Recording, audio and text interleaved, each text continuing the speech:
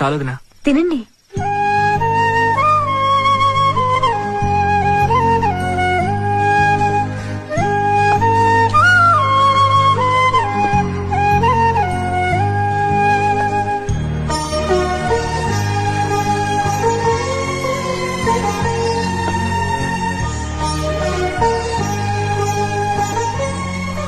ఆగండి, కూర్చోండి.